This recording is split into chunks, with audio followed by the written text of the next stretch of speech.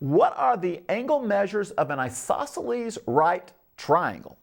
What are the angle measures of an isosceles right triangle? All right, so when we work a problem like this, we got some words in there. We got vocabulary. We got to know, first of all, what does a right triangle look like?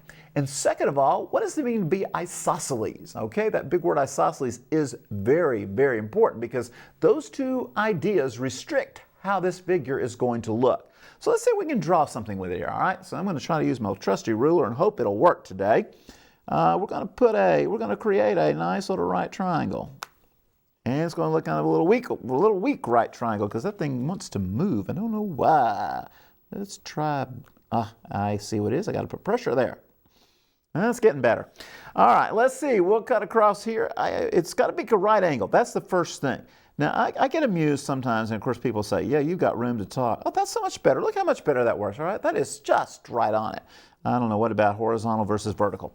Anyway, so the idea with isosceles, folks, right here, these two sides, we call them legs because they make a right triangle right there. Those two sides need to be the same length. We call them congruent segments, and we're going to make them congruent. I'm going to put little tick marks on them, say, there we go, there we go. They're called the legs. They're called the legs, and in this case, they're also legs of isosceles triangle once we throw in our third segment, which, by the way, we call the hypotenuse. The hypotenuse going here and connecting down through there. So here's the deal. Here's the deal. We want to know what are these 1, 2, 3 angles. What are their measures in degrees? All right, we're going to go for degrees. We're going to go for degrees. Everybody got that? Now, things we need to know. Right means 90. Okay, there's a 90-degree angle there. Now, we try to make that look like it boxed off. It would have been a lot better if I'd had a better little moment on my vertical strip there, but hey, such is life. Sometimes it works, sometimes it doesn't. And then we've got this thing called the hypotenuse, which is slanting. All right, so we know that's going on. But what's going on here and here?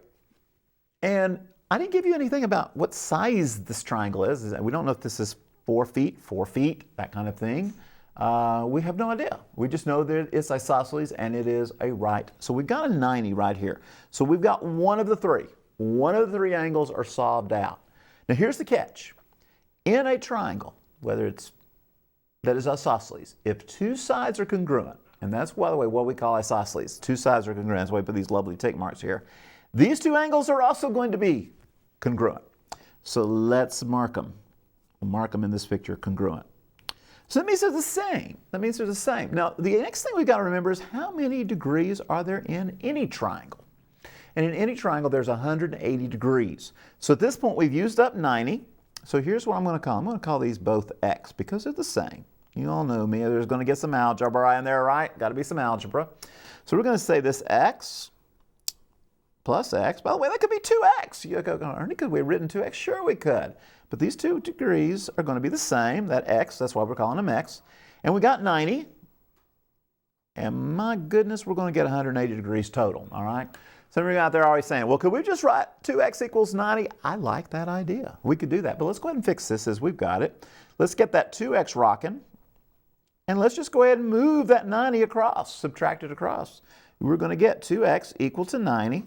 And you know what I've got? I've got x equals 45, and hopefully you do too, because that's what happens when we divide 2 into 90. We take half of it.